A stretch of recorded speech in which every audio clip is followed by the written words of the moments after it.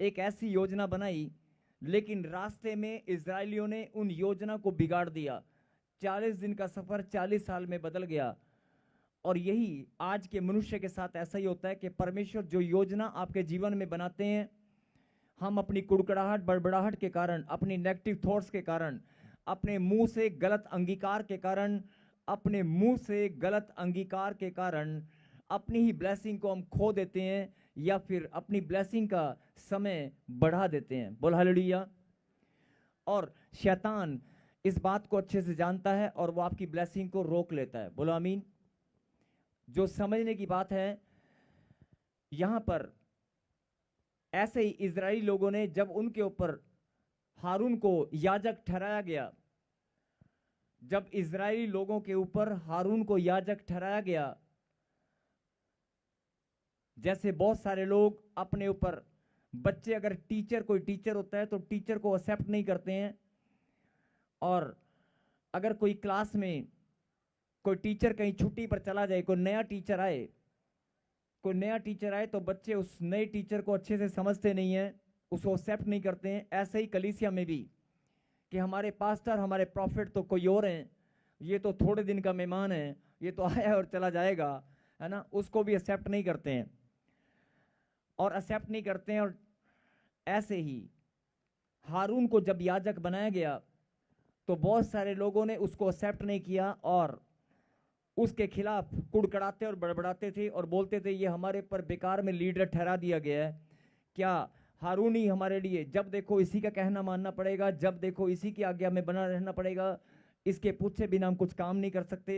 मतलब हारून को जब उनके ऊपर याजक ठहराया गया तो बहुत सारे लोगों ने उनको अपनाया नहीं, या अपनाने के बाद दिल से नहीं अपनाया, या अपनी कुड़कड़ाहट, बड़बड़ाहट में बने रहे, जिसके कारण परमेश्वर को उनके ऊपर क्रोध आया। और परमेश्वर ने मूसा से क्या कहा? तब यहोवा ने मूसा से कहा, इजरायलियों से बातें करके उनके पूर्वजों के घरानों के अनुसार उनके सब प्रधानों के पास से एक एक छड़ी ले, और उन 12 छड़ियों में से एक के ऊपर मूल पुरुष का नाम लिख।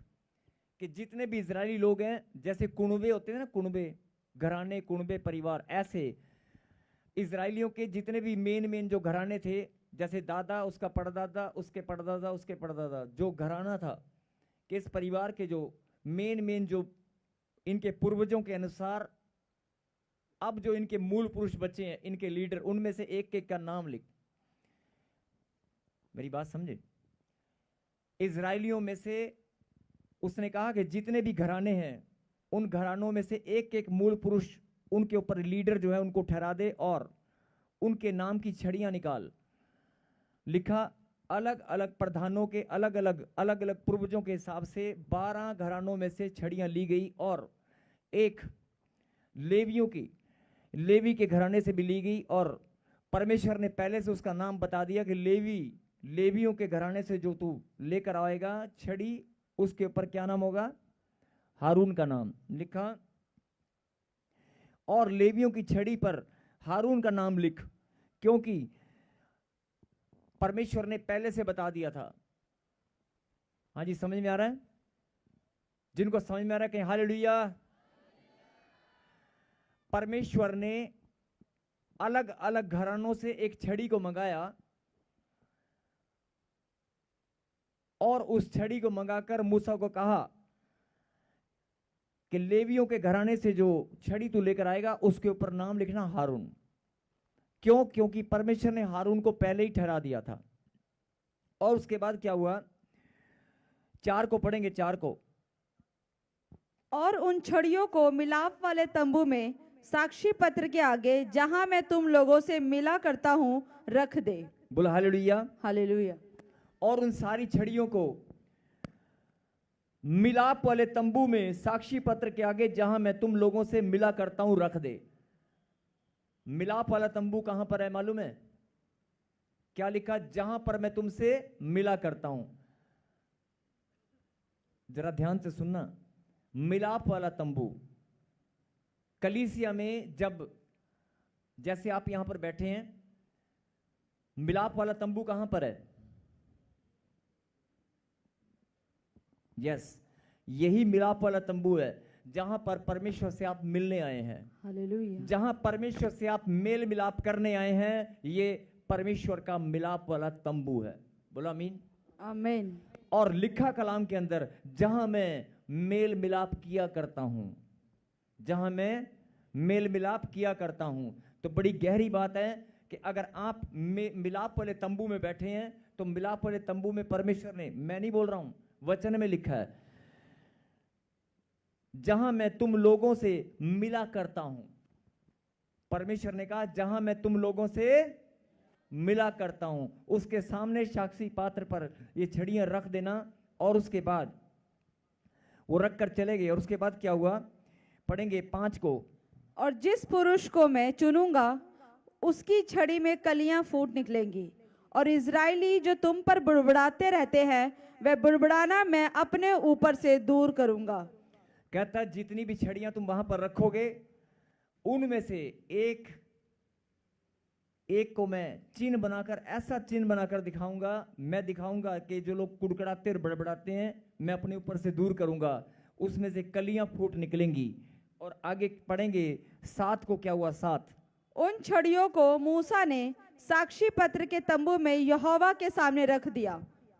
दूसरे दिन मूसा साक्षी पत्र के तंबू में गया तो क्या देखा कि हारून की छड़ी जो लेवी के घरानों के लिए थी, उसमें कलियां फूट निकली। Hallelujah, hallelujah. मूसा ने वो छड़ियां रख दी, जैसे परमेश्वर ने कहा था वैसे रख दी। और उसके बाद जब अगले दिन देखा तो क्या हुआ, क्या हुआ, दूसरे दिन मूसा साक्षी पत्र के तंबू में गया और क्या देखा कि हारून की छड़ी जो लेवी के घराने के लिए थी, उसमें कलियां फूट निकली। जो नाम परमेश्वर ने पहले से बताया था उसी के अंदर कलियां फूट निकली। और आगे पढ़ गुड़िया। अर्थात उसमें कलियां लगी और फूल भी फूले और पके बादाम भी लगे हैं। Hallelujah, hallelujah. सूखी भी छड़ी पर फूल भी खिले,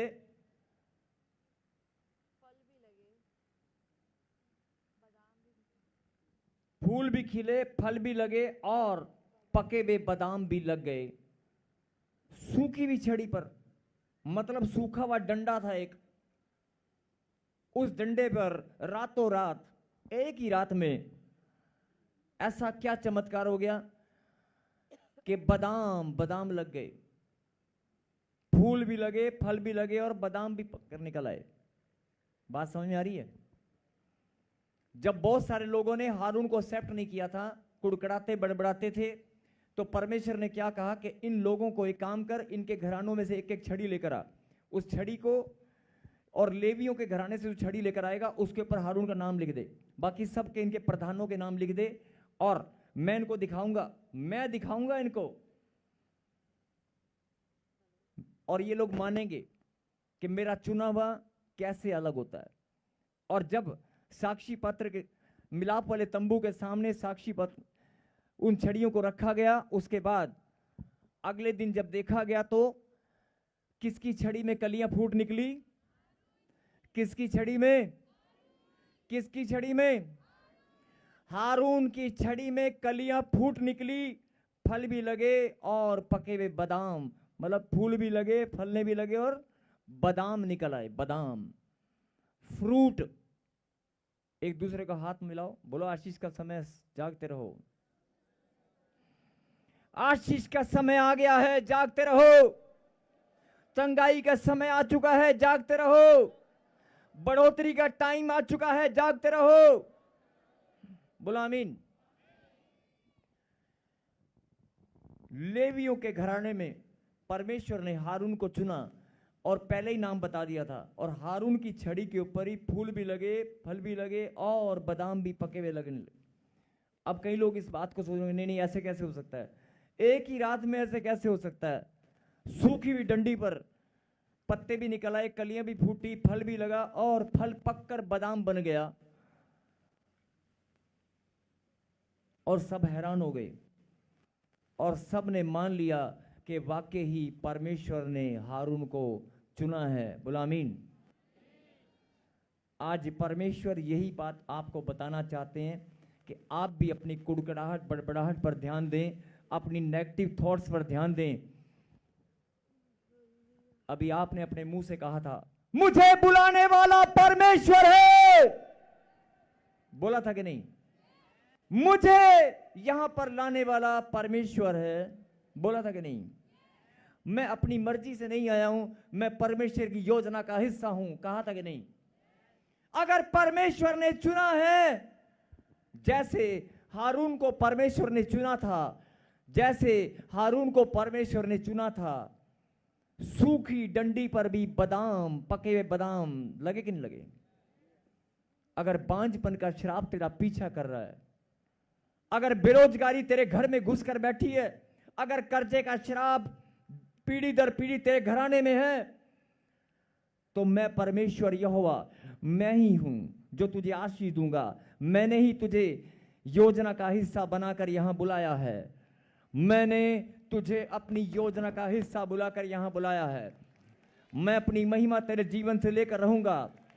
अगर हारून की छड़ी, सूखी छड़ी में बादाम लग सकते हैं और सबके सामने मैंने दिखा दिया, उनको स्वीकार करना पड़ा कि ये परमेश्वर का चुना हुआ है, लोगों को भी स्वीकार करना पड़ेगा समाज के अंदर कि ये चुने हुए लोग हैं। परमेश्वर आपके मस्तक को ऊंचा करेगा। आज जो लोग, आपके परिवार के लोग आपका साथ नहीं देते, आपको ताने मारते हैं, जो लोग पड़ोसी, रिश्तेदार, आपके ही परिवार के लोग, आपके भाई बहन जो ताना मारते हैं, उनको परमेश्वर दिखाएगा ये मेरी योजना का हिस्सा है, इनको मैंने चुना है। भले ही 10 साल से सूखी डंडी हो, भले ही 4 साल से सूखी डंडी हो, 2 साल से सूखी डंडी हो, 15 साल से अगर सूखी डंडी बनकर भी आया है तो भी तुझ पर फल लगाकर दिखा दूंगा। हारून की छड़ी पर मैंने फल लगाकर दिखा दिया कि वो मेरा चुना हुआ है। पहले से नाम बता दिया था, हारून ये मेरा चुना हुआ है। और जो परमेश्वर जिसको चुन लेते हैं, जिसको चुन लेते हैं, उसे कोई गिरा नहीं सकता, उसे कोई हटा नहीं सकता।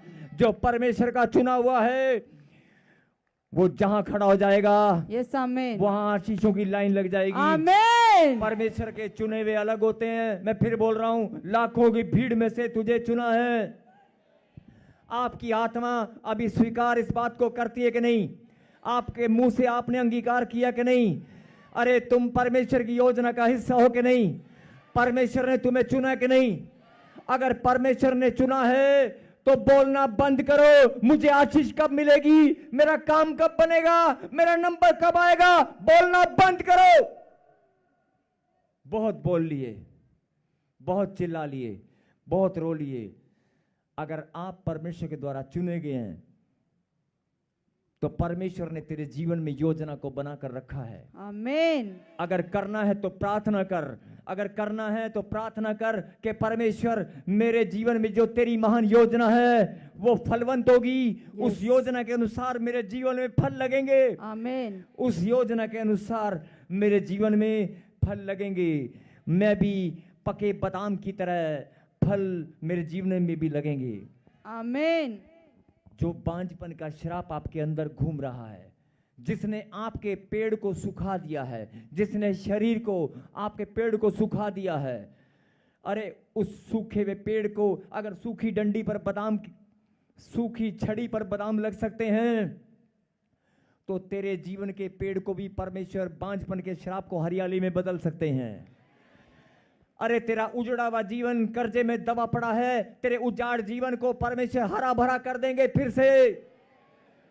हल्के में मत लेना, ये परमेश्वर के मुंह से निकले वचन है। मैं फिर कह रहा हूं, आज तेरी आत्मा इस बात की गवाही देती है कि मैं परमेश्वर का चुना हुआ हूं। देती है कि नहीं? परमेश्वर का चुना हुआ है। अगर परमेश्वर का चुना हुआ है तो फिर कुड़कुड़ाना, बड़बड़ाना बंद करो। परमेश्वर के चुने हुए लोगों को किसी बात की घटी नहीं होगी। अगर परमेश्वर के चुने हुए लोग हो तो सूखी छड़ी पर जैसे फल लगे थे, तेरे जीवन में भी परमेश्वर फल लगाने वाला है। जोरदार ताली बजाकर धन्यवाद दें। मैंने कहा था ना, एक भी जन आज कुर्सी छोड़ने से पहले ये नहीं कहेगा कि मुझे आशीष नहीं मिली, मेरा जीवन नहीं बदला। आज कुर्सी छोड़ने से पहले, आज उठने से पहले, जाने से पहले आपकी आत्मा खुद गवाही देगी, यस मेरा जीवन बदल गया है, मेरा जीवन बदल गया है। मैं जान चुका हूं मैं परमेश्वर की योजना का हिस्सा हूं। मैं जान चुका हूं परमेश्वर ने मेरे जीवन में एक महान योजना को रखा है। अरे खाना पीना, बच्चे पैदा करना, ये तो सबका काम है, ये इंसान का स्वभाव है। ये एक आशीषें हैं जो परमेश्वर ने सबको दी हैं। सुबह उठना, खाना पीना, बड़े होकर बच्चे पैदा करना, बच्चों को पाल पोस कर बड़े करना, फिर उन बच्चों की शादी करना, अरे ये तो सबका ही स्वभाव है, सबकी आशीषें हैं, ये तो सबको मिलती ही रहेंगी। लेकिन तेरे जीवन में कुछ अलग है, लेकिन तेरे जीवन में कुछ अलग है। चाहे तू चोट खाकर आया है, चाहे तू व्हील चेयर पर आया है, चाहे तू कर्जे में आया है, चाहे तू गरीबी में आया है, चाहे अपमानित होकर आया है, चाहे तू कोर्ट केस में फंस कर आया है, जैसे भी आया है, मैंने बुलाया है। अगर मैंने बुलाया है, अगर मैंने बुलाया है, तो आपने अभी कहा था परमेश्वर से गलती नहीं हो सकती। आप ही ने कहा था ना, परमेश्वर से गलती नहीं हो सकती, परमेश्वर से त्रुटि, एरर, मिस्टेक नहीं हो सकती। इंसान से हो सकती है, कंप्यूटर फ्लॉप हो सकता है, टेक्नोलॉजी फ्लॉप हो सकती है, लेकिन परमेश्वर से गलती नहीं हो सकती। कहो आमीन। अगर परमेश्वर ने तुझे चुना है तो तेरे जीवन में ऐसे ऐसे फल लगेंगे, ऐसे परमेश्वर तुझे चमकाएगा, लेकिन तुझे समझना होगा कि मैं परमेश्वर की योजना का हिस्सा हूं। लेकिन शैतान तुम्हारे जीवन से क्या करता है मालूम है? वो योजना तो समझने नहीं देता, योजना को समझ नहीं देता, तुम्हारा ध्यान भटका देता है बच्चों की ओर, बीमारी की ओर, कर्जे की ओर, लड़ाई की ओर, झगड़े की ओर, वीजे की ओर, पासपोर्ट की ओर। तुम्हारा ध्यान इधर उधर भटका देता है, तुम्हें पता ही नहीं है तुम्हारी योजना क्या है। तुम्हारा ध्यान परमेश्वर की योजना की ओर वो जाने नहीं देता, वो समझने नहीं देता कि तेरे जीवन में योजना क्या है। जिस दिन तूने फैसला कर लिया ना कि मैं छोटी मोटी बातों में अपना ध्यान नहीं भटकाऊंगा, मैं तो आज से प्रार्थना करूंगा कि जो परमेश्वर की योजना मेरे जीवन में है वो पूरी होगी और मैं परमेश्वर की महिमा करूंगा। आमीन। बोलो आमीन। बस अपने आप को मजबूत बनाओ, प्रार्थना में बढ़ो, और जो छोटी मोटी बातें हैं, क्या पथरी का दर्द, क्या गिल्टियां, मुझे रिपोर्ट में निकल आई, डॉक्टर ने बोल दिया गिल्टियां आ गई। अपनी आंखों से देखते हैं कि गिल्टियां, पथरियां, रसोड़ियां सब गायब होती हैं। अपनी आंखों से देखते हैं यहां पर उल्टी लगती है और पथरियां निकल आती हैं। अपनी आंखों से देखते हैं इतने मोटे मोटे गोले गायब हो जाते हैं। लेकिन जब तेरी बारी आती है, डॉक्टर निकाल के दिखाता है ना रिपोर्ट में, उसी टाइम हाय मुझे तो, मेरे को डॉक्टर ने ना गांठें निकाल दी है, मेरे को डॉक्टर ने ये बता दिया उसी टाइम। अरे अपने अंदर मजबूती पैदा करो, कमजोरी नहीं। उस कमजोरी का फायदा उठाकर शैतान तुम्हारे दिमाग को भरमा कर तुम्हारी ब्लेसिंग को रोक लेता है। मिरेकल तुम्हारे लिए होंगे, मिरेकल मनी तुम्हारे लिए होगी, सब कुछ तुम्हारे लिए होगा अगर तुम परमेश्वर की योजना का हिस्सा हो। इसलिए अपने आप को आज से बदल लो, अपने सोच विचार को, अपने अंदर जो नेगेटिव थॉट्स हैं, कमजोरी है, उसे निकाल दो। अपने अंदर ये फैसला करो, बोलो परमेश्वर, परमेश्वर मैं आपकी योजना का हिस्सा हूं, मैं आपकी योजना का हिस्सा हूं। मेरे जीवन में आपकी महान योजना पूरी होकर रहेगी। कहें आमीन। ताली बजाकर धन्यवाद दें।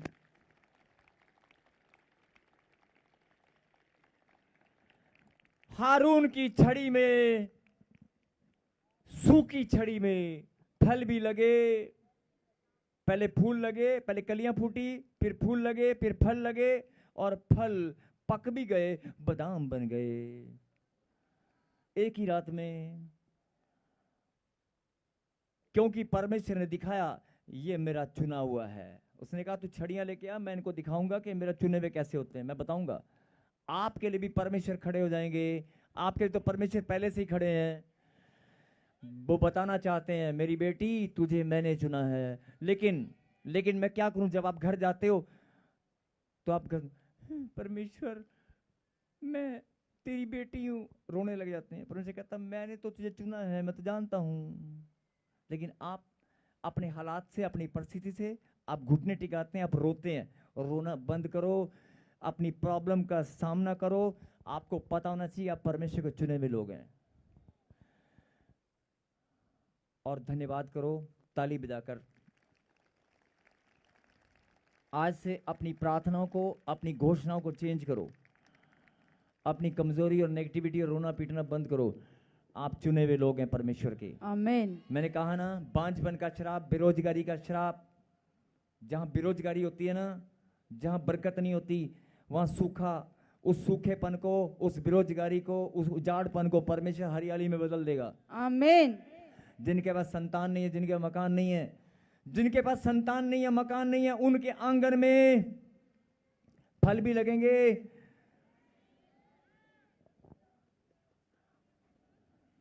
हाँ, बादाम भी लगेंगे, बादाम भी खाओ।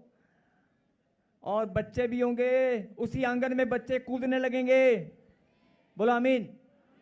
यस, जोरदार ताली बजाकर धन्यवाद दें। मेरे खुदा, जिन बच्चों को प्रभु जी आपने अपने वचन के द्वारा आज समझाया है, जिन्होंने प्रभु जी आज अपने मन फिरा लिया और जिन्होंने इस बात को जान लिया है कि इंसान से गलती हो सकती है, परमेश्वर से नहीं, और परमेश्वर ने मुझे लाखों की भीड़ में से चुनकर अपनी महिमा के लिए ठहराया।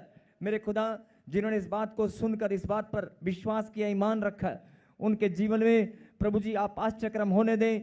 आप अपना बल दें, अपनी बुद्धि, अपना सामर्थ हमें दें पिता परमेश्वर खुदाबंद, ताकि ये शैतान के भरमाने में ना आए। और मेरे पिता, आज से मजबूत होकर हर एक बीमारियों को, हर एक प्रॉब्लम का सामना कर सकें। और मेरे पिता, जब ये सामना करने वाले बनेंगे, जब ये घोषणा करेंगे, तो वो बीमारियां, वो प्रॉब्लम, वो समस्याएं आपका नाम लेते ही धुआं बनकर उड़ जाएंगी। और मेरे पिता, आपकी योजना इनके जीवन में पूरी होकर रहेगी। मैं धन्यवाद करता हूं प्रभु जी, आपका बलवंत हाथ हम सब के पर बना रहे। और मैं, जिन्होंने मन फिरा लिया है, उनके जीवन से छुप कर बैठने वाली गंदी दुष्ट आत्माओं, ये मजबूत बन चुके हैं।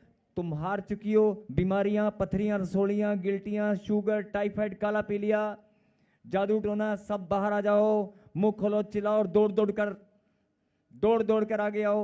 तुम्हारा टाइम खत्म हो चुका है। चलो निकल आओ बाहर यीशु मसीह नासरी के नाम से। सबको जय मसीह की। मैं जतिन बब्बर और आप देख रहे हैं मसीह परिवार चैनल। जैसे कि आप सब जानते हैं कि मैं इस चैनल पे प्रभु के अलग अलग दासों की वीडियोस डालता हूं। तो अगर आपको हमारा चैनल अच्छा लगता है तो आप इस चैनल को ज़्यादा से ज़्यादा सब्सक्राइब जरूर करें, ताकि आप प्रभु के वचन को सुन सके। वीडियोस को ज़्यादा से ज़्यादा शेयर करें, ताकि जिन लोगों तक वचन नहीं पहुंचा उन तक वचन पहुंच सके। सबको जय मसीह की। एक बार मैं आपसे दोबारा कहूँगा कि इस चैनल को सब्सक्राइब जरूर करें और वीडियोस को ज़्यादा से ज़्यादा शेयर करें। जय मसीह की।